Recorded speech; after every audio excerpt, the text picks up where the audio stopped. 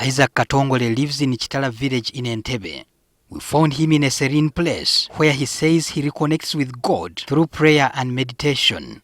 He spends a lot of time here to thank God after noting that this is why he secured a second opportunity at life when a bomb hit Jewel Insurance building along Parliamentary Avenue on 16th November 2021.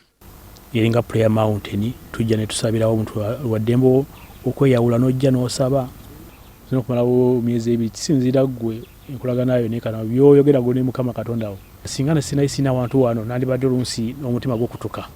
Before he was hit by the bomb, Katongole used to come to the city centre on a daily basis to provide courier delivery services in addition to carrying passengers on his boda.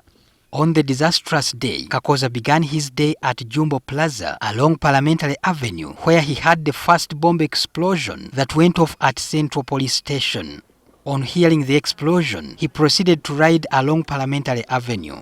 He can only recall getting stuck in what appeared to be a traffic jam near Jewel Insurance building along Parliamentary Avenue, but he did not hear the bomb that exploded there hitting him. There was so much confusion as cars were entering the IGG's premises.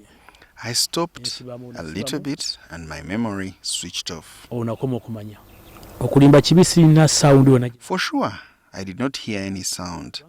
I think if I had heard the sound, I would have run mad. Katongole only regained consciousness while in Mulago Hospital, with relatives initially refusing to disclose what had happened to him. It was after 2 days that I regained my senses and I saw my wife and relatives around me. They lied to me that I had got an accident. As he recalled the excruciating pain, he realized what had happened as he watched social media videos during the rounds online.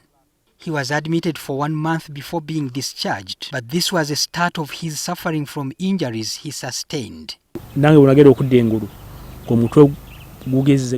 My head had become extremely big. I could only breathe through a tube inserted in my throat.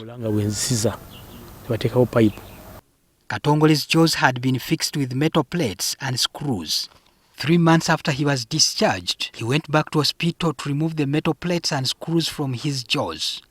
Since then, he has developed a difficulty with chewing. By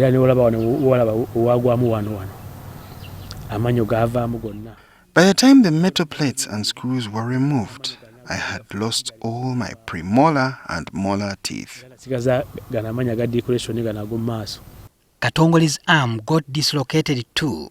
The pain in my arms was unbearable to the extent that I wanted it cut off. I used to soak it in cold water, which would eventually warm up. To date, he still has some bomb fragments in his face and leg. The fragments cause pain. Doctors have advised me to find money and go for a medical operation to remove them.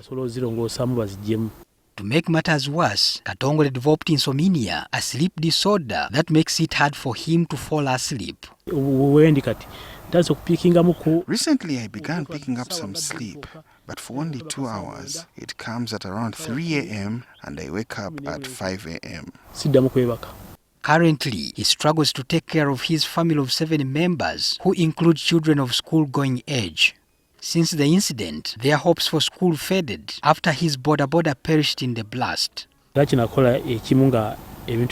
Life became so difficult and I decided to send some of my children to the village.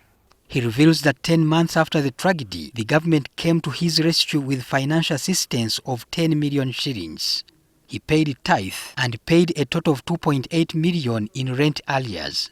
However, he was left with nothing after spending the balance on his treatment.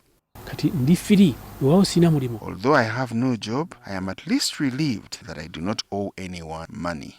He says the other positive thing that came out of this was Katongole coming closer to God in his time of need.